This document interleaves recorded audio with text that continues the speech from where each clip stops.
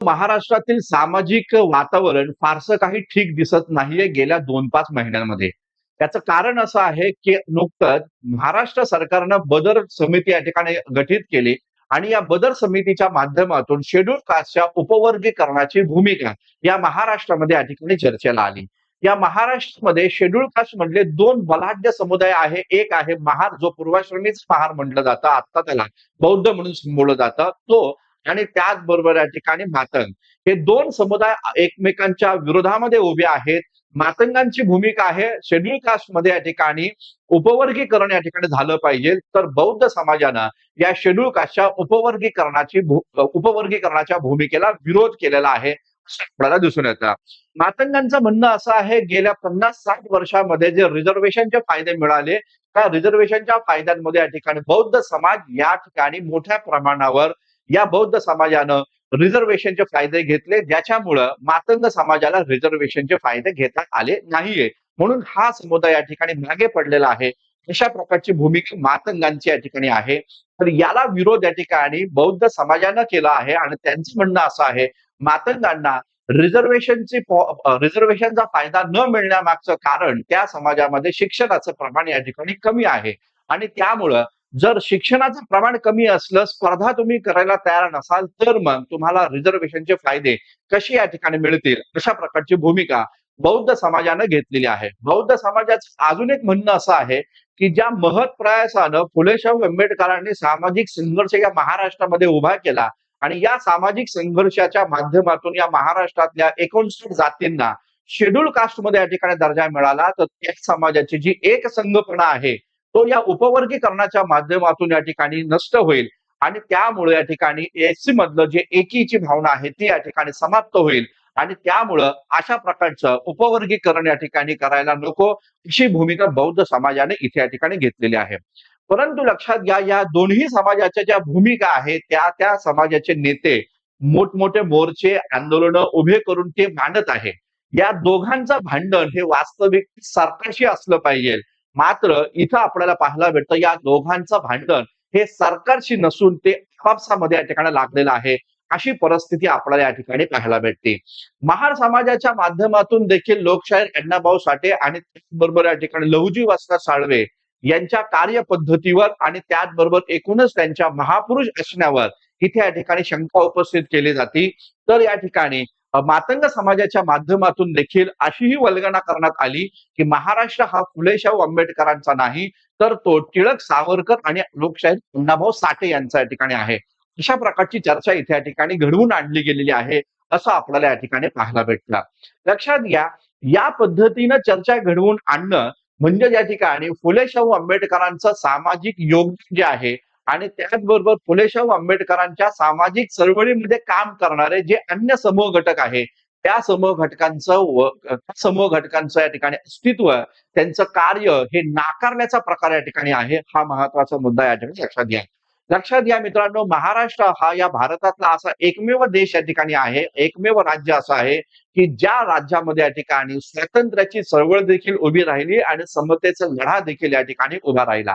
या देशातील शूद्र, अतिशूद्र, अस्पृश्य समाजाचे जे लोक होते, त्या शूद्र, अतिशूद्र, अस्पृश्य समाजाच्या लोकांसाठी इंग्रज या देशातून हद्दपार करण्यापेक्षा या देशामध्ये हजारो वर्ष जातीमुळे ग्रस्त असणारे, जातीमुळे या ठिकाणी पिछेहाट झालेल्या समुदायाला या ठिकाणी सामाजिक न्याय मिळणं आवश्यक आहे आणि त्यासाठी फुले शाहू आंबेडकरांनी आणि त्यांच्या सोबत असणाऱ्या अनेक सवंगड्यांनी, सहकाऱ्यांनी या ठिकाणी इथं अहोरात्र मेहनत करून तो सामाजिक न्याय भारतीय संविधानाच्या माध्यमातून या ठिकाणी दिलेला आहे, असं आपल्याला दिसून येतं. मात्र फुले शाहू आंबेडकरांच्या सामाजिक योगदानावर शंका उपस्थित करणं आणि फुले शाहू आंबेडकरांच्या चळवळीला पूरक भूमिका घेणाऱ्याही राष्ट्रपुरुषांवर या ठिकाणी शंका उपस्थित करणं, यातून या ठिकाणी हेच लक्षात या ठिकाणी येतं, की आपण अजूनही जातीची बंधनं ही या ठिकाणी तोडलेली नाही. जरी आपण फुले शाहू आंबेडकरांचा स्वीकार करत असलो तरी आपण स्वतःच्या जातीलाच खूप जास्त श्रेष्ठ हे या ठिकाणी समजते. जातीय अहंकाराने आपण सारेच लोक या ठिकाणी ग्रस्त झालेले आहोत, असं आपल्याला या ठिकाणी पाहायला भेटतं. तर सर्वात महत्वाचा मुद्दा आपला हा आहे, जो आपला या टॉपिकवर आपल्याला खऱ्या अर्थाने काम करायचं आहे. महाराष्ट्रामध्ये एक चर्चा सातत्याने होताना दिसून येतं, ते म्हणजे लहुजी वसंत साळवे यांच्या संदर्भामध्ये. लक्षात घ्या, भूमिका मांडली जाते की लहुजी वस्ताद साळवे हे या ठिकाणी महात्मा ज्योतिराव फुले यांचे गुरु आहे.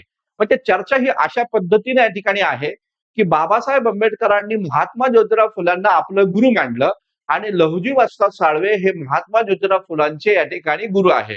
म्हणजे बाबासाहेब आंबेडकरांचे गुरु फुले आणि फुल्यांचे गुरु लहुजी वस्ताद साळवे. आणि त्यामुळं आम्ही या ठिकाणी लहुजी वस्ताद साळव्यांचे वारस आहोत. म्हणजे तुम्ही ज्या बाबासाहेब आंबेडकरांना मानता त्या बाबासाहेब आंबेडकरांनी फुल्यांना गुरु मानलं आणि फुल्यांचे गुरु या ठिकाणी लहुजी वस्ताद आहे. अशा प्रकारची चर्चा या महाराष्ट्रामध्ये या ठिकाणी घडवून आणली जात आहे, असं आपल्याला या ठिकाणी दिसून येतं. तर आजच्या या सेशनमध्ये आपल्याला हे पाहायचं आहे की खरंच काय लहुजी वस्ताद साळवे हे महात्मा ज्योतिराव फुले यांचे या ठिकाणी गुरु होते का, यावर आपण पुराव्यानिशी इथे या ठिकाणी चर्चा घडवून आणणार आहे. आणि जर ते गुरु होते तर त्या कोणत्या स्वरूपातील होते हे पण आपल्याला इथे या ठिकाणी आजच्या या सेशन मध्ये पाहायचं आहे. काही विद्वानांचं तर म्हणणं असं आहे की लहुजी वस्ताद साळवे जे आहे यांच्याकडे फुल्यांनी या ठिकाणी कधीच या ठिकाणी प्रशिक्षण घेतलेलं नाहीये आणि त्यामुळे फुल्यांचा आणि लहुजी वस्ताद यांचा फारसा काही जवळचा संबंध होता असं या ठिकाणी दिसून येत नाही, असं काहींचं या ठिकाणी म्हणणं आहे. तर त्या सर्व गोष्टींवर आजच्या सेशन मध्ये आपल्याला इथे या ठिकाणी चर्चा करायची आहे. तर हे सगळी चर्चा घडवून आणत असताना मी तुम्हाला या ठिकाणी जे पुरावे देतील ते ऐतिहासिक पुरावे या ठिकाणी असणार आहेत. त्या ऐतिहासिक पुरावे दाखवूनच मी तुम्हाला इथे या ठिकाणी तुमच्या सोबत ह्या पद्धतीची चर्चा इथे या ठिकाणी घडवणार आहे. वास्तविकता महात्मा ज्योतिराव फुल्यांचं जर आपण योगदान पाहिलं तर ते योगदान तुलनीय आहे हे लक्षात घ्या. फुले कशाच्या माध्यमातून ओळखले जातात समाजामध्ये, फुले कोणत्या माध्यमातून ओळखले जातात, तर फुल्यांचा सामाजिक न्याय, फुल्यांचं सामाजिक चळवळीमधलं योगदान यातून या ठिकाणी फुले या ठिकाणी जगामध्ये ओळखले जातात हे लक्षात घ्या. इथं आपल्याला माहिती असेल की या ठिकाणी छत्रपती शाहूजी महाराज यांनी देखील महात्मा ज्योतिराव फुल्यांची तुलना मार्टिन लुथर किंग सोबत या ठिकाणी केलेली आहे. महात्मा फुल्यांबद्दल ते म्हणाले की महाराष्ट्रातले मार्टिन लुथर हे या ठिकाणी ज्योतिराव फुले आहे. अशा प्रकारची भूमिका या ठिकाणी शाहू महाराजांनी देखील या ठिकाणी इथं फुल्यांच्या बद्दल या ठिकाणी घेतलेली आहे. आणि म्हणून मग जेव्हा तुम्ही या ठिकाणी महात्मा ज्योतिराव फुल्यांचे गुरु लहुजी वस्ताद साळवे यांना म्हणता तेव्हा पाहायला महत्वाचा मुद्दा हा आहे की काय खरंच लहुजी वस्ताद साळवे यांनी महात्मा ज्योतिराव फुल्यांना तयार केलं का. सामाजिक संघर्ष लढवत असताना, सामाजिक संघर्ष उभा करत असताना महात्मा ज्योतिराव फुल्यांना घडवण्याचं काम लहुजी वस्ताद साळवेंनी केलं का, की महात्मा ज्योतिराव फुल्यांचे सहकारी हे लहुजी वस्ताद साळवे होते, हे आपल्याला या ठिकाणी पाहणं गरजेचं आहे. आता मी तुम्हाला इथे या ठिकाणी काही महत्वाचे पुरावे इथे या ठिकाणी देतो. तर लक्षात घ्या, हे महाराष्ट्र सरकारच्या या ठिकाणी पुस्तक आहे, ज्यामध्ये या ठिकाणी दिलेलं आहे आम्ही पाहिलेले महात्मा फुले, अशा प्रकारचं संपादक असणारे हरी नरके आहे. आणि यामध्ये लहुजी वस्ताद साळव्यांचा उल्लेख आपल्याला या ठिकाणी पाहायला भेटतो. हा उल्लेख काय नेमका आहे तो आपण इथे या ठिकाणी पाहणं गरजेचं या ठिकाणी आहे. तर यामध्ये असं म्हटलेलं बघा, धोंडीबा बिन लहुजी मांग या पद्धतीचं हे टायटल आहे बघा, धोंडीबा बिन लहुजी मांग. आणि यामध्ये काय म्हटलं आहे ते 2 मिनिटात मी मध्ये तुम्हाला या ठिकाणी वाचून दाखवतो. इथे म्हटलेले आहे, लहुजी मांगाकडे महात्मा फुले यांनी व्यायामाचे, कुस्तीचे, फरी गदण्याचे शिक्षण घेतले होते. म्हणजे कोणतं शिक्षण घेतलं, व्यायामाचे, कुस्तीचे, फरी गदण्याचे शिक्षण या ठिकाणी लहुजी वस्तादांकडे महात्मा फुल्यांनी घेतलेलं होतं. लहुजी मांग व राणोजी महार, राणोजी महाराजा पण इथं उल्लेख करण्यात आलेला आहे. म्हटलेले आहे लहुजी मांग आणि त्याचबरोबर राणोजी महार यांनी त्यांना महार मांगाच्या शाळेसाठी विद्यार्थी देणे इत्यादी स्वरूपाची मदत केली होती. महात्मा फुले व लहुजी वस्ताद यांच्यामधील हा संबंध पुढच्या पिढीतही चालू होता असे दिसते. ज्ञानोबा ससाणे यांच्या विवाह प्रसंगी तसेच दयानंद सरस्वतींच्या मिरवणुकीच्या वेळेस धोंडीबा बिन लहुजी मांग महात्मा फुल्यांच्या मदतीला होते असं या ठिकाणी दिसतंय. तर या प्रकारची भूमिका किंवा या प्रकारचं या ठिकाणी वाक्य, या प्रकारची लहुजी वस्तादांबद्दलची माहिती हे आम्ही पाहिलेले महात्मा फुले या ग्रंथामध्ये या ठिकाणी करण्यात आलेली आहे, हे लक्षात घ्या. म्हणजे या संदर्भावरनं आपल्याला एक महत्वाचा मुद्दा या ठिकाणी पाहायला भेटतो की महात्मा ज्योतिराव फुले जेव्हा सामाजिक लढ्याला सुरुवात करायच्या आधी त्यांना असं वाटत होतं की आपण इंग्रजांच्या विरोधामध्ये लढावं आणि इंग्रजांच्या विरोधात लढण्यासाठी आपण अंग मेहनतीचं काम करावं, आपण कुस्तीचे, व्यायामाचे या ठिकाणी धडे या ठिकाणी घ्यावेत असं फुलांना वाटत होतं. आणि त्यासाठी महात्मा ज्योतिराव फुले लहुजी वस्ताद साळवे यांच्याकडे या ठिकाणी त्या पद्धतीचं प्रशिक्षण त्यांनी इथे या ठिकाणी घेतलेलं आहे. असं इथं म्हटलेलं आहे. त्याचबरोबर या पॅरामध्ये असं पण म्हटलेलं आहे, की लहुजी वस्तादांनी महात्मा फुलांना नंतर अनेक वेळा मदत देखील केलेली आहे. इथं म्हटलेलं मदत देखील केलेली आहे. कधी मदत केली? तर जेव्हा स्वामी दयानंद सरस्वतींची मिरवणूक काढायची होती त्यावेळेस मदत केलेली आहे आणि ज्ञानोबा ससाण्याच्या विवाह प्रसंगी देखील लहुजी वस्ताद यांनी या ठिकाणी मदत केलेली आहे. तर दयानंद सरस्वतींच्या संदर्भात भूमिका आहे ती नीट समजून घ्या. आता लक्षात घ्या हे स्वामी दयानंद सरस्वती ज्यांनी आर्य समाजाची स्थापना केलेली होती. हे आर्य समाजाची स्थापना करणारे स्वामी दयानंद सरस्वती यांचे काही विचार महात्मा फुल्यांना पटत नव्हते. तरी देखील महात्मा ज्योतिराव फुल्यांनी पुण्यामध्ये या स्वामी दयानंद सरस्वतींच्या सभेला इथे या ठिकाणी प्रोटेक्शन देण्याची भूमिका घेतली. याचं कारण असं होतं, त्यावेळेस न्यायमूर्ती रानडे यांनी स्वामी दयानंद सरस्वती यांची पुण्यामध्ये एक जाहीर सभा आयोजित केली होती आणि ती सभा या ठिकाणी उधळून लावण्यासाठी विष्णू शास्त्री चिपळूणकरांनी आव्हान दिलेलं होतं रानड्यांना आणि सांगितलं की हे स्वामी दयानंद सरस्वतींची आम्ही सभा तर उधळून लावूच लावू, परंतु स्वामी दयानंद सरस्वती यांची आम्ही या ठिकाणी गाढवावरनं वरात देखील या ठिकाणी काढू. अशा प्रकारची भूमिका निबंध मालाकार या ठिकाणी असताना विष्णू शास्त्री चिपळूणकर यांनी इथे या ठिकाणी मांडली होती असं आपल्याला दिसून येतं.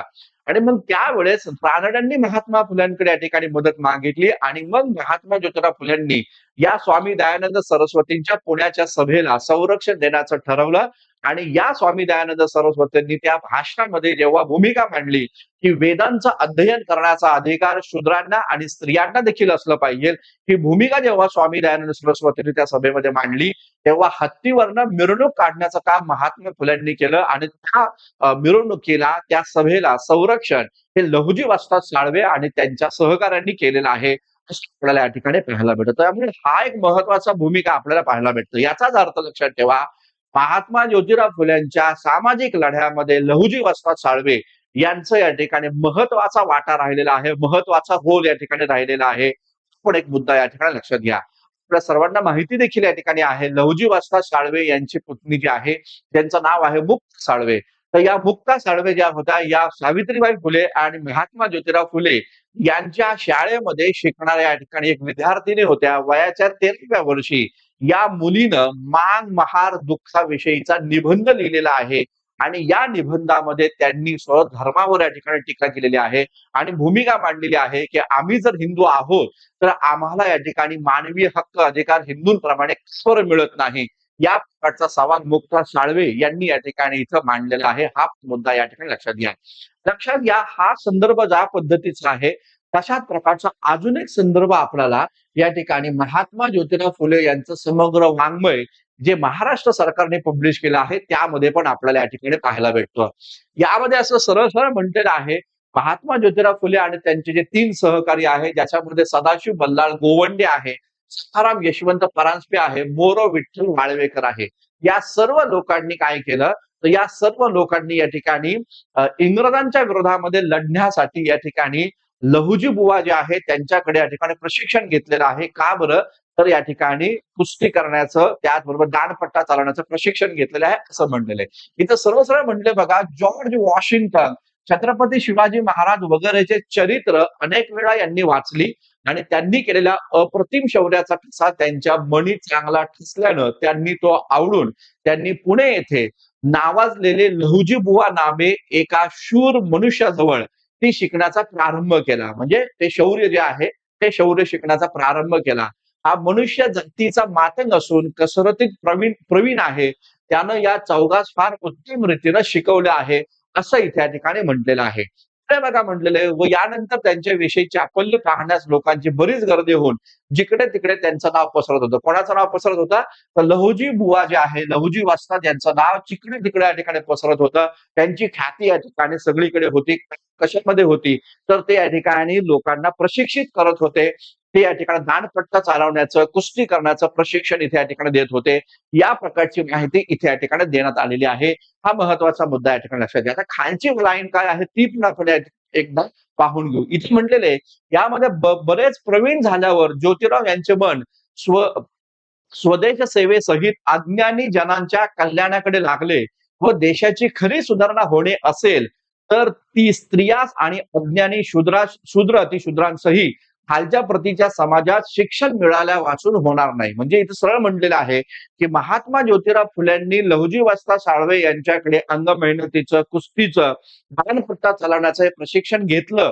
परंतु महात्मा फुल्यांच्या नंतर लक्षात असं आलं या ठिकाणी अशा प्रकारे ब्रिटिश सत्तेच्या विरोधात लढा देऊन या ठिकाणी भागणार नाहीये. तर आपल्याला काय करावं लागेल, तर आपल्याला या ठिकाणी या देशातील स्त्रियांच्या आणि शूद्र अतिशूद्रांच्या या ठिकाणी शूद्र अतिशूद्र समाज जो आहे समाजाला शिक्षण देऊन त्या शिक्षण मिळाल्या वाचून या ठिकाणी त्यांचा उद्धार होणार नाही असं फुल्यांना वाटलं. म्हणजे लक्षात घ्या, ज्योतिराव फुल्यांचा सुरुवातीचा कालखंड हा या ठिकाणी ब्रिटिशांना विरोध करण्यासाठी, ब्रिटिशांची सत्ता या देशातून उलथवून टाकण्यासाठी त्यांना असं वाटत होतं की आपण ही ब्रिटिशांची सत्ता उलथवून टाकण्यासाठी अंग मेहनत करावी, आपलं शरीर या ठिकाणी बळकट करावं आणि ब्रिटिशांच्या विरोधात दोन हात करावे. फुल्यांना नंतर लगेच लक्ष त्या ठिकाणी येते आणि फुल्यांनी हा मार्ग सोडून दिलेला आहे. फुल्यांनी क्रांतिकारीचा मार्ग हा नंतर सोडून दिलेला आहे आणि जेव्हा त्यांना स्वतःच्या मित्राच्या वरातीतून या ठिकाणी हटकण्यात आलं, तेव्हा त्यांना हे या ठिकाणी लक्षात आलं की आपण कितीही काही केलं तरी या ठिकाणी जात ही आपल्या मागची या ठिकाणी हटणार नाही आणि या जाती व्यवस्थेमुळे आपलं आणि आपल्या समाजाचं अतोनात नुकसान झालेलं आहे. आणि त्यामुळं जर या समाजाला या खाईतून बाहेर काढायचं असेल तर शिक्षण घ्यावं लागणार आहे. हे ज्योतिराव फुल्यांच्या लक्षात आलं आणि म्हणून फुल्यांनी 1848 ला स्त्रियांसाठी आणि 1851 ला या ठिकाणी अस्पृश्यांसाठी शाळा सुरू केली. मागे सांगितल्याप्रमाणे लहुजी वस्तादांना देखील महात्मा फुल्यांचा हा विचार मान्य होता. ते काय म्हणतोय, लहुजी वस्तादांना देखील महात्मा फुल्यांचा हा विचार मान्य होता आणि म्हणून मग लक्षात असू द्या, महात्मा ज्योतिराव फुलेंच्या शाळेमध्ये त्यांनी आपल्या मुलीला, आपल्या पुतणीला पाठवलेलं आहे, मुक्ता साळव्यांना पाठवलेलं आहे आणि मागे सांगितल्याप्रमाणे रानबा महार आणि त्याचबरोबर लहुजी मान हे दोघं पण या ठिकाणी महात्मा फुल्यांच्या शाळेमध्ये मांगा महाराच्या विद्यार्थ्यांना आणण्याचं काम या ठिकाणी करत होते. या प्रकारची माहिती आपल्याला मिळते. लक्षात ठेवा, पंढरीनाथ पाटील हे पण एक नाव खूप इम्पॉर्टंट आहे. हे पंढरीनाथ पाटील कोण होते, तर हे पंढरीनाथ पाटील या ठिकाणी आपल्याला पाहायला भेटतात, ज्यांनी महात्मा ज्योतिराव फुल्यांचं पहिलं चरित्र 1927 साली या ठिकाणी प्रसिद्ध केलेलं आहे. त्यांच्या पुस्तकामध्ये देखील महात्मा ज्योतिराव फुल्यांचं चरित्र लिहिणारे पंढरीनाथ पाटील यांच्या पुस्तकात देखील लहुजी वस्ता साळवे यांचा उल्लेख आपल्याला या ठिकाणी पाहायला भेटतो. हे या ठिकाणी लक्षात घ्या. यानंतर आणखी महत्वाचा एक संदर्भ मी तुम्हाला या ठिकाणी देतो, ते म्हणजे आम्ही पाहिलेले महात्मा फुले या ग्रंथामध्ये देखील या ठिकाणी एक अत्यंत महत्वाचा या ठिकाणी संदर्भ आपल्याला पाहायला भेटतो. रामय्या व्यंकय्या अय्यावरू ही व्यक्ती आपल्याला पाहायला भेटतात. लक्षात ठेवा, रामय्या व्यंकय्या अय्यावरू यांनी महात्मा ज्योतिराव फुल्यांच्या संदर्भामध्ये प्रेमळ मित्राचे स्मारक या नावाचा एक या ठिकाणी लेख लिहिलेला आहे, जो लेख या पुस्तकामध्ये प्रकाशित झालेला आहे. हे लक्षात घ्या. आता हे रामय्या व्यंकय्या अय्यावरू कोण होते, महात्मा ज्योतिराव फुल्यांनी स्थापन केलेली सत्यशोधक चळवळ जी होती, त्या सत्यशोधक चळवळीच्या मुंबई शाखेमध्ये ते या ठिकाणी कार्यरत होते, जी शाखा सन 1874 ला होती. विशेष महत्वाचं म्हणजे हे रामय्या व्यंकय्या अय्यावरू 1917 ला जेव्हा या ठिकाणी पुण्यामध्ये सत्यशोधक समाजाची अधिवेशन झालं 1911 ला, तेव्हा या ठिकाणी त्या 1911च्या सत्यशोधक समाजाच्या परिषदेचे अध्यक्ष होते हे रामय्या व्यंकय्या अय्यावरू. त्यांनी या संदर्भामध्ये खुलासा केलेला आहे लहुजी वस्ता साळवे यांच्याबद्दल. म्हटलेलं आहे पहा, इथं म्हटलेलं आहे बघा पुन्हा, जॉर्ज वॉशिंग्टन, छत्रपती शिवाजी वगैरे चरित्रांच्या वाचनानं व विशेषतः ब्राह्मण गुरुजींच्या शिकवणीने स्वदेशाभिमानाचे वारे शिरून ज्योतिराव आणि त्यांचे तीन मित्र म्हणजे ते गोवंडे परांजपे आणि मोरोविठ्ठल वाळवेकर, हे तीन मित्र यांनी गोळीबार, दांडपट्टा वगैरे शिकण्यास सुरुवात केली. या कामी त्यांचा गुरु लहुजी बुवा या नावाचा एक प्रसिद्ध मान होता. पुढे याच गुरुच्या हाताखाली वासुदेव बळवंत फडकेही तयार झाला. या मंडळीचा उद्देश कसा होता याची जास्त चर्चा करण्याचे कारण नाही. याच ग्रंथाच्या 4थ्या भागात ज्योतिराव यांनी या संबंधाने स्पष्ट खुलासा केलेला आहे, असं त्यांचं म्हणणं आहे. म्हणजे लक्षात घ्या, लहुजी वस्ता साळवे यांनी महात्मा ज्योतिराव फुल्यांना अंग मेहनतीचं, कुस्तीचं, गोळीबाराचं प्रशिक्षण दिलं आणि तसेच प्रकारचं प्रशिक्षण वासुदेव बळवंत फडके यांना पण या ठिकाणी दिलेला आहे. हा इतिहासाचा संदर्भ आहे. हा इतिहासाचा संदर्भ आपल्याला कदापिही नाकारता येणार नाहीये हा मुद्दा या ठिकाणी लक्षात घ्या. जे जे लोक लहुजी वस्ताद साळवे यांच्या सामाजिक योगदानाबद्दल, यांच्या क्रांतीच्या चळवळीबद्दल या ठिकाणी शंका उपस्थित करतात, त्यांना माझं हे सांगणं आहे की लहुजी वस्ताद साळवे यांचं जे कार्य आहे, त्यांनी जे काही भूमिका मांडली आहे ते आपल्याला कदापिही विसरता कामा नये. कारण इथं ऐतिहासिक संदर्भ आपल्याला पाहायला भेटतोय, हे लक्षात असू द्या. दुसरं असं आहे की लहुजी वस्ताद साळवे यांनी महात्मा फुल्यांना पण प्रशिक्षण दिलं आणि वासुदेव बळवंत फडके यांना पण प्रशिक्षण दिलं. वासुदेव बळवंत फडके यांना वास्तविकता आद्य क्रांतिगुरु म्हणून किंवा क्रांतिकारी चळवळीचे जनक म्हणून संबोधलं जातं वास्तविकता. परंतु त्यांना जे प्रशिक्षण दिलं ते लहुजी वस्ताद साळवे यांनी दिलं, हे तुम्हाला इथं स्पष्टपणे या ठिकाणी पाहायला भेटतं. आता वास्तविकता लक्षात घ्या, लहुजी वस्ताद साळवे यांनी इंग्रज सत्तेच्या विरोधात लढा द्यावा म्हणून तरुणांना प्रशिक्षण दिलेलं आहे आणि त्या प्रशिक्षणामध्ये वासुदेव बळवंत फडके तयार झाले आणि या वासुदेव बळवंत फडके यांनी मांग, महार, रामोशी, बेरड या खालच्या जातीच्या लोकांना सोबत घेऊन ब्रिटिश सत्तेच्या विरोधामध्ये लढा दिला.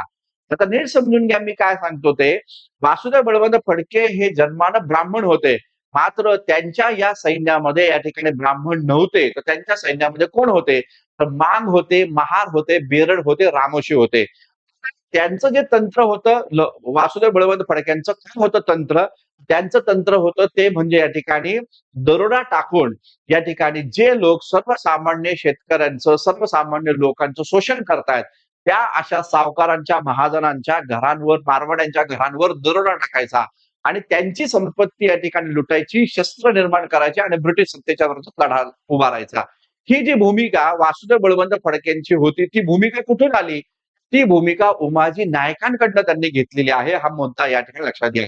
आणि म्हणून मग उमाजी नायकांनी ज्या कनिष्ठ जातीच्या लोकांना एकत्रित केलं होतं आणि एकत्रित करून ब्रिटिश सत्तेच्या विरोधात आणि विशेष महत्वाचं म्हणजे ब्रिटिशांना मदत करणारे जे भारतीय आहे, मग त्यामध्ये महाजन आहे, सावकार आहे, त्याचबरोबर या ठिकाणी मारवाडी आहे, अशा लोकांच्या विरोधात उमाजी नायकांनी या ठिकाणी पहिलं बंड उभारलं होतं.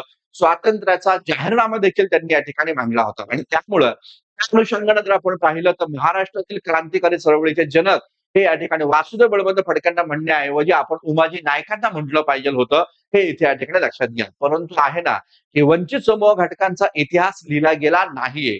वंचित समूहाच्या लोकांनी इतिहास निर्माण केला, मात्र त्यांच्याबद्दल लिखाण करणारे हात हे या ठिकाणी उच्चवर्णीय सवर्णांचे असल्या कारणामुळं त्यांच्याबद्दल या ठिकाणी भारतीय पाठ्यपुस्तकांमध्ये माहिती आपल्याला तुटपुंजी या ठिकाणी मिळते, हे लक्षात असू द्या. बघा, इथं माझं तुम्हाला हे सांगणं आहे की लहुजी वस्ताद साळव्यांचं योगदान काय नेमकं राहिलं. तर लहुजी वस्ताद साळवे यांनी महात्मा ज्योतिराव फुले यांना अंग मेहनतीचं प्रशिक्षण दिलं, यांना कुस्ती, गोळीबार कसा चालवायचा याचं प्रशिक्षण दिलं, दानपट्टा चालवण्याचं या ठिकाणी प्रशिक्षण दिलं. परंतु लक्षात घ्या, महात्मा ज्योतिराव फुले ते क्रांतीच्या भूमिकेमध्ये त्यांनी सामाजिक लढा लढलेला नाहीये. पहिला मुद्दा या ठिकाणी लक्षात घ्या. तर महात्मा ज्योतिराव फुल्यांनी हे प्रशिक्षण घेतल्यानंतर ब्रिटिश सत्तेच्या विरोधात लढण्यापेक्षा महात्मा ज्योतिराव फुल्यांनी सामाजिक संघर्षासाठी या ठिकाणी इथं सामाजिक लढा उभारला. शूद्र अतिशूद्र समाजाच्या लोकांना त्या ठिकाणी संघटित केलं, त्यांना शिक्षणाचे दरवाजे खुले करून दिले आणि त्या शिक्षणाच्या माध्यमातून त्यांनी एक मोठी सामाजिक क्रांती या ठिकाणी घडवून आणली. हा महत्वाचा मुद्दा या ठिकाणी लक्षात घ्या. आणि म्हणून ज्या पद्धतीने वासुदेव बळवंत फडक्यांना क्रांतिकारक म्हणून संबोधलं जातं, तसं महात्मा ज्योतिराव फुल्यांना या ठिकाणी सामाजिक क्रांतीचे जनक म्हटलं जातं, हा मुद्दा लक्षात घ्या. आणि मग ते सामाजिक क्रांतीचं बाळकडू महात्मा ज्योतिराव फुल्यांनी लहुजी वस्ताद साळवेकडनं घेतलं होतं का? तर नक्कीच नाही. पण प्रांजळपणे स्वीकारणं गरजेचं या ठिकाणी आहे. मग महात्मा ज्योतिराव फुल्यांनी सामाजिक क्रांतीचं बाळकडू जर लहुजी वस्ताद साळवे यांच्याकडनं घेतलेलं नाहीये, तर मग लहुजी वस्ताद साळवे यांना महात्मा ज्योतिराव फुल्यांचे गुरु म्हणणं देखील हे या ठिकाणी तितकंसं योग्य नाहीये, हे पण माझं या ठिकाणी इथं ठासून म्हणणं आहे, हे लक्षात घ्या. कारण लहुजी वस्ताद साळवे हे गुरु होते महात्मा फुल्यांचे कोणत्या अनुषंगानं? तर आपल्याला पाहायला भेटतं की फुल्यांना सुरुवातीला वाटत होतं की ब्रिटिश सत्तेच्या विरोधात लढा आपण लढलो पाहिजे. त्यासाठी आपल्या ब्राह्मण मित्रांना सोबत घेऊन त्यांनी लहुजी वस्ताद साळव्यांकडे अंग मेहनतीचं प्रशिक्षण घेतलं. तिथपर्यंत या ठिकाणी महात्मा फुले आणि लहुजी वस्ताद साळवे यांचा संबंध तितकं ठीक आहे. परंतु जेव्हा सामाजिक क्रांतीच्या चळवळीला फुले सुरुवात या ठिकाणी करतात, तेव्हा लक्षात घ्या फुल्यांवर कोणत्या विचाराचा प्रभाव होता? तर पाश्चात्य विचारांचा प्रभाव होता. फुल्यांनी rights of man Thomas Paine यांचं ते वाचलं. त्यामुळे मानवी हक्क अधिकार या भारतातल्या लोकांना देखील मिळाले पाहिजे, ही भूमिका फुल्यांच्या लक्षात आली. फुल्यांनी वॉशिंग्टनचं चरित्र या ठिकाणी वाचलं, छत्रपती शिवाजी महाराजांचं चरित्र या ठिकाणी वाचलं आणि यांनी ज्या पद्धतीने सामाजिक चळवळ उभारली होती आपल्या राज्य व्यवस्थेत, आपल्या कार्यपद्धतीमध्ये, अशा प्रकारची व्यवस्था भारतामध्ये निर्माण करण्यासाठी फुले सामाजिक लढा उभारताना आपल्याला या ठिकाणी दिसून येतं. आणि म्हणून मग लक्षात असू द्या, फुल्यांनी जो सामाजिक लढा उभारला ते लहुजी वस्ताद साळव्यांना मान्य होतं आणि ते मान्य होतं म्हणूनच लहुजी वस्ताद साळव्यांनी पुढे महात्मा फुल्यांना सहकारी म्हणून त्यांना महाराच्या मांगाच्या मुलांना महात्मा फुल्यांच्या प्रशिक्षण शाळेमध्ये टाकलेलं आहे, लक्षात घ्या. आणि त्यामुळे मला हे तुम्हाला सांगायचं आहे की बघा, आपण वेगवेगळ्या जातीत जन्माला आलेले लोक आहोत, वेगवेगळ्या जातीचे आपले महापुरुष आपण निर्माण केलेले आहेत. परंतु लक्षात घ्या, या महापुरुषांना आपण या ठिकाणी स्वीकारणं तर गरजेचं आहे, 100% स्वीकारणं गरजेचं आहे. परंतु आपण याची पण काळजी घेतली पाहिजे की आपल्या या कृतीमुळे अन्य समुदाय दुखावला जाणार नाही, अन्य महापुरुष जे आहेत त्यांची उंची या ठिकाणी कमी होणार नाही, याची पण काळजी आपण घेणं खूप जास्त गरजेचं आहे. वास्तविकता लहुजी वस्ताद साळवे यांचं योगदान जेव्हा आपण पाहतो, तेव्हा ते सामाजिक लढ्यातलं योगदान हे या ठिकाणी जास्त महत्वाचं या ठिकाणी आहे. हा आपण या ठिकाणी लक्षात ठेवा. कारण फुल्यांची भूमिका जर का लहुजी वस्तादांना मान्य नसती, मांगा महाराच्या मुलांना प्रशिक्षण देणं, शाळेमध्ये या ठिकाणी पाठवणं आणि ब्रिटिशांच्या विरोधात न भूमिका घेऊन ब्रिटिशांच्या विरोधात भूमिका न घेता ब्रिटिशांच्या सहाय्यानं मांगा महाराच्या मुलांना शिकवणं, ही भूमिका जर लहुजी वस्ताद साळव्यांना मान्य नसती तर लहुजी वस्तादांनी फुल्यांना पुढे जाऊन सहकार्यच केलं नसतं. हा महत्वाचा मुद्दा या ठिकाणी लक्षात घ्या. आणि म्हणून मला हे सांगायचं आहे की जे समुदाय किंवा जे लोक स्वतःच्या राजकीय भूमिकेसाठी, स्वतःचे राजकीय हितसंबंध जपण्यासाठी कोणत्या तरी एका संघटनेचा विचार हा या ठिकाणी आपल्या समाजामध्ये चुकीच्या पद्धतीने मांडण्यासाठी जर प्रयत्न करत असतील तर तो प्रयत्न आपण हाणून काढला पाहिजे. आणि ही जबाबदारी कोणाची आहे, तर ही जबाबदारी त्या जातीतील या ठिकाणी शिक्षित वर्गाची या ठिकाणी आहे, हे मला म्हणायचं. मांग असू द्या किंवा महार असू द्या, तर या दोन्ही समाजातील शिक्षितांनी या ठिकाणी अण्णाभाऊ साठे आणि त्याचबरोबर लहुजी वस्ताद साळवे यांचा आदर करणं हे शिकलं पाहिजे. आणि त्याचबरोबर या ठिकाणी मातंग समाजाच्याही लोकांनी या ठिकाणी लहुजी वस्ताद साळवे आणि त्याचबरोबर लोकशाहीर अण्णाभाऊ साठे यांचा तर ते या ठिकाणी आदर तर करतातच आहे, परंतु अन्य समूहांचा देखील, अन्य महापुरुषांचं आणि त्या महापुरुषांच्या सामाजिक लढ्याचा पण आदर्श नजरेसमोर ठेवून आपली भूमिका त्यांनी मांडली गेली पाहिजे. हा महत्वाचा मुद्दा इथे या ठिकाणी लक्षात ठेवा.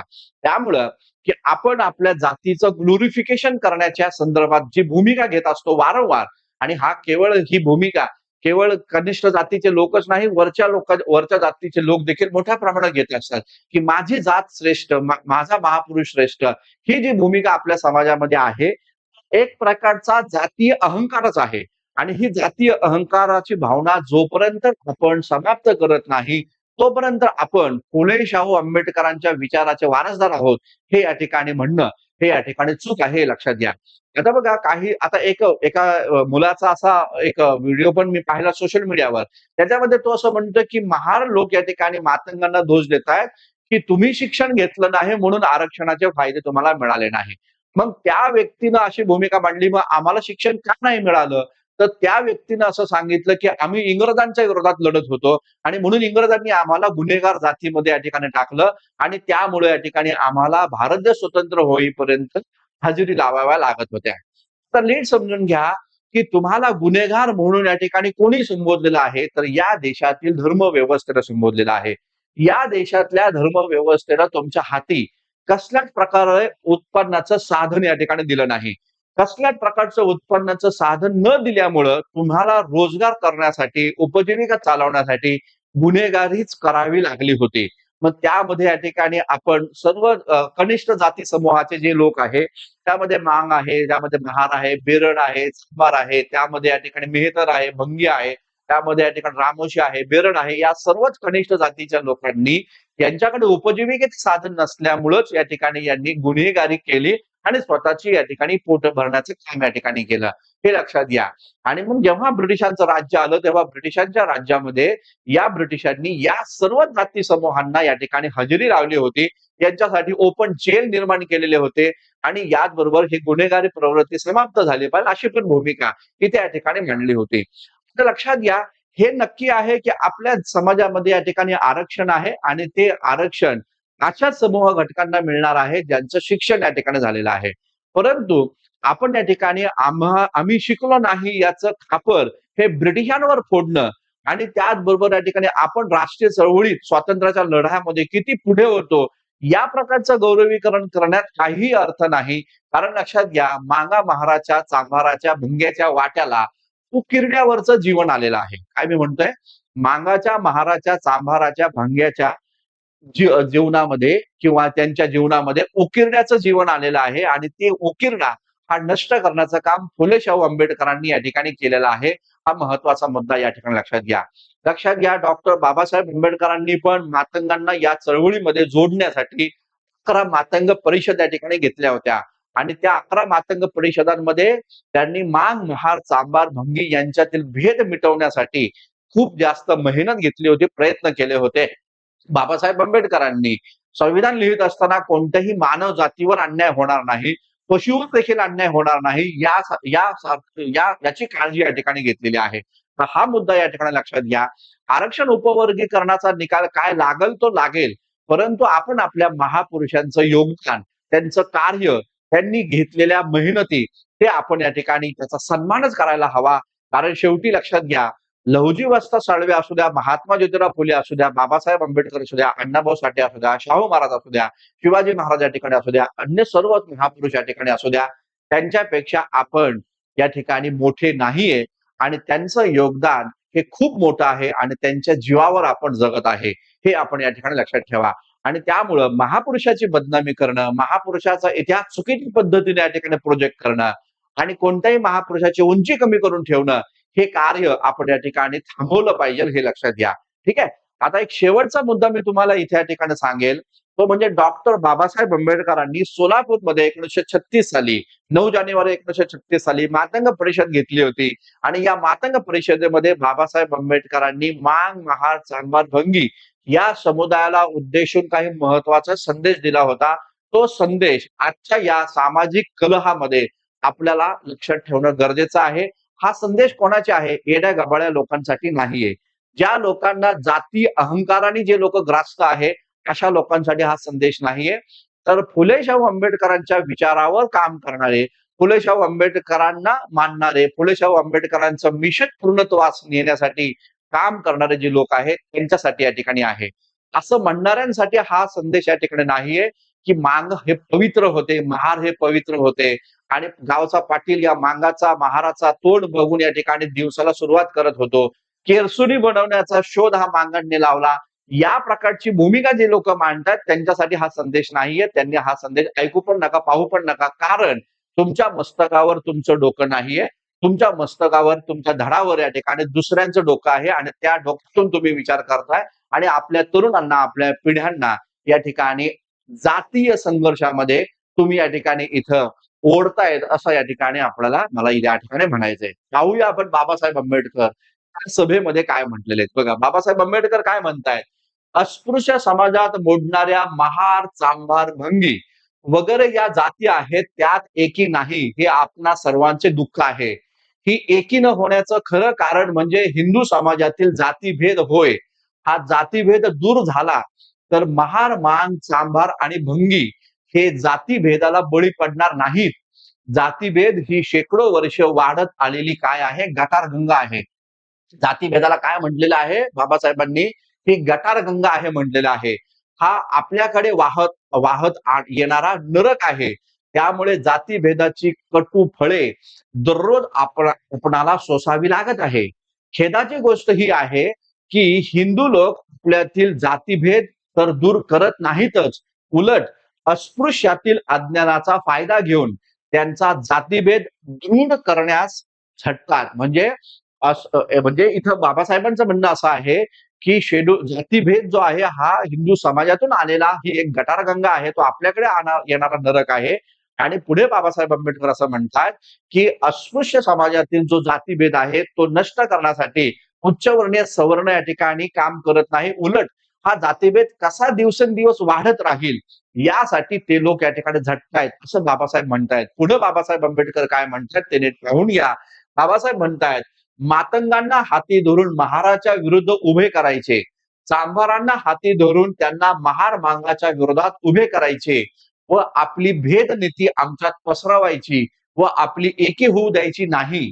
मात्र या जातीभेदाची मूळ जबाबदारी जरी हिंदू समाजावर असली तरी आपण आपली जबाबदारी विसरणे आत्मघातकी ठरेल. म्हणजे बाबासाहेब आंबेडकर असं म्हणतायत, की मातंगांना या ठिकाणी महाराच्या विरोधात, चांभाराला या ठिकाणी महारा मांगाच्या विरोधात भिडवण्याचं काम इथे या ठिकाणी केलं जातं आणि हे आता उपवर्गीकरणाच्या माध्यमातून हेच या ठिकाणी सध्या होताना या ठिकाणी दिसून येत आहे. बाकीचे लोक फक्त तमाशा पाहत आहे हे लक्षात घ्या. खास करून शेड्यूल कास्टच्या लोकांना मला हे सांगायचं आहे, की या पद्धतीने तुम्ही महापुरुषांची बदनामी करणारं जे व्हिडिओज टाकताय, तुम्ही महापुरुषांची बदनामी करणारं ज्या भाषण या ठिकाणी करतायत, तर त्या भाषणावर हा एक जालीम उपाय आहे लक्षात घ्या, जो बाबासाहेबांनी सांगितलाय. बाबासाहेब काय म्हणतायत, की या ठिकाणी जातीभेदाची मूळ जबाबदारी जरी हिंदू समाजावर असली तरी आपण आपली जबाबदारी विसरणे हे आत्मघातकी ठरेल. ज्या लोक स्वतःला फुले शाहू आंबेडकरांचे विचाराचे मांडतायत त्या लोकांना बाबासाहेब आंबेडकर म्हणतायत, की या ठिकाणी तुम्ही आपली जबाबदारी मात्र विसरू नका.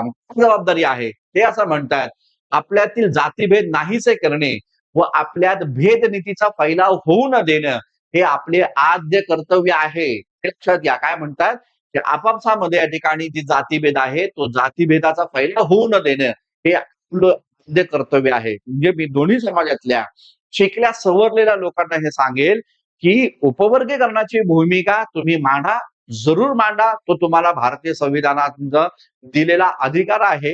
हे तुम्ही जरूर या ठिकाणी मांडा. परंतु हे मांडत असताना आपसामध्ये भेद होणार नाही, मतभेद होणार नाही. दुसऱ्या जातीला कमी कमी लेखून स्वतःच्या जातीबद्दल गौरवीकरण करण्याचं हे या ठिकाणी इथं थांबलं पाहिजे. हे इथे या ठिकाणी लक्षात घ्या. आणि इथं परत म्हणलेलं आहे, आपापल्या जातीतील जातीभेद नाहीसे करणे, आपल्यात भेदनीतीचा फैलाव होऊ न देणं हे आपले आद्य कर्तव्य आहे. पण हे साधल्याशिवाय आपला भाग्योदय हे कधीच होणार नाही. म्हणजे आपण आपल्या जातीतील भेद या ठिकाणी समाप्त केल्याशिवाय आपला भाग्योदय हा या ठिकाणी कधीच या ठिकाणी समाप्त होणार नाही. ही भूमिका बाबासाहेब आंबेडकरांनी या ठिकाणी मांडलेली आहे. आणि पुढे बाबासाहेब आंबेडकर इथे या ठिकाणी म्हणतायत, की मांगाच्या, महाराच्या, चांभाराच्या आणि भंग्याच्या वाट्याला उकिरड्याचंच जीवन या ठिकाणी आलेलं आहे. आणि या जातींचा अभिमान बाळगणं म्हणजे या जातीबद्दल अभिमान का बरं आपण बाळगला पाहिजे अशी पण भूमिका ते या ठिकाणी म्हणतात. पण या सर्व जातीच्या वाट्याला उकिरण्याचं जनावरांपेक्षाही हीन असं जीवन या ठिकाणी आलेलं आहे.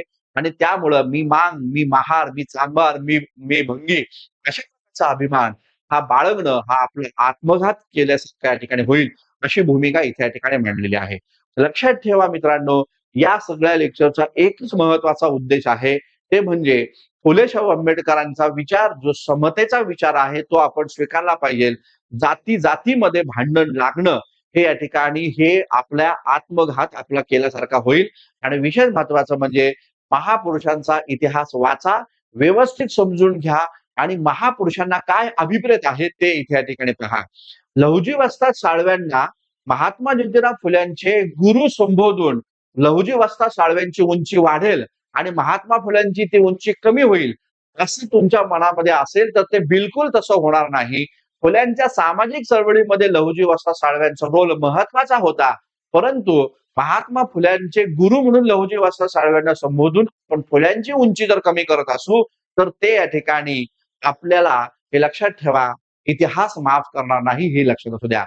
त्यामुळं फुल्यांचं सामाजिक कार्य हे मोठं होतं आणि त्यांच्या सामाजिक कार्याला लहुजी वस्ताद साळवे, रानवा महार यांचं योगदान होतं. याचा अभिमान आपल्याला असला पाहिजे.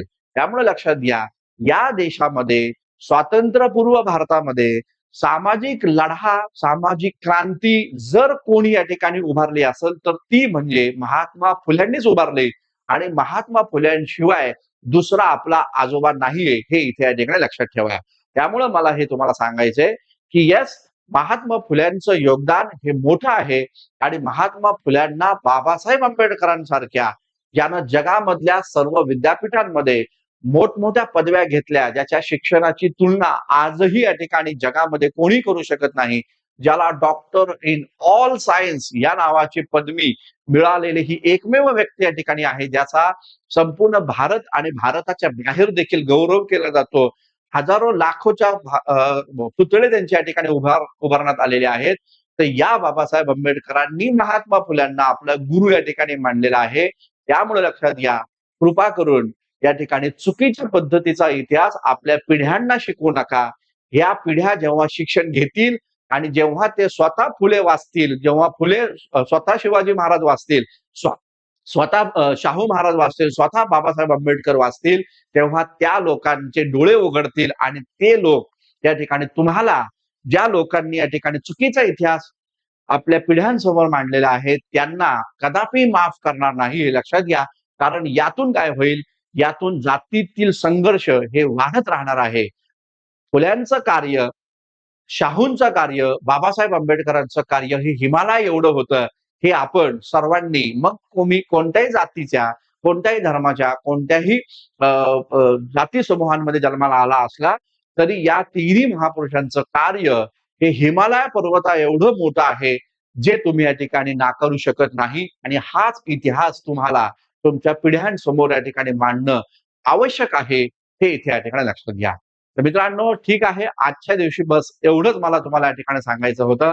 लेक्चर कसं वाटलं त्याबद्दल जरूर तुम्ही या ठिकाणी आपला अभिप्राय या ठिकाणी कळवा, कमेंट करा. काहींना शिव्या द्यायच्या असेल तर बिलकुल या ठिकाणी शिव्या द्या, तुम्हाला सर्वांना या ठिकाणी सूट आहे. परंतु जे सत्य आहे समाजामध्ये, जे चुकीची पद्धतीनं त्या ठिकाणी मांडल्या जाणाऱ्या भूमिका आहे, त्या आपण लक्षात ठेवणं गरजेचं आहे. आणि लक्षात ठेवा, मांगच नव्हे तर महारांना पण, रामोशांना पण, बेरडांना पण, मेहतरांना पण हजेऱ्या लावल्या होत्या ब्रिटिशांनी. जे गुन्हेगार स्वरूपाचे काम करत होते त्यांना हजेऱ्या लावल्या होत्या. या सर्व लोकांनी जेव्हा या ठिकाणी शिक्षणाची कास धरली, त्याच वेळेस त्यांना आरक्षणाचे फायदे मिळाले आणि त्याच वेळेस ते लोक पुढे या ठिकाणी जाऊ शकले.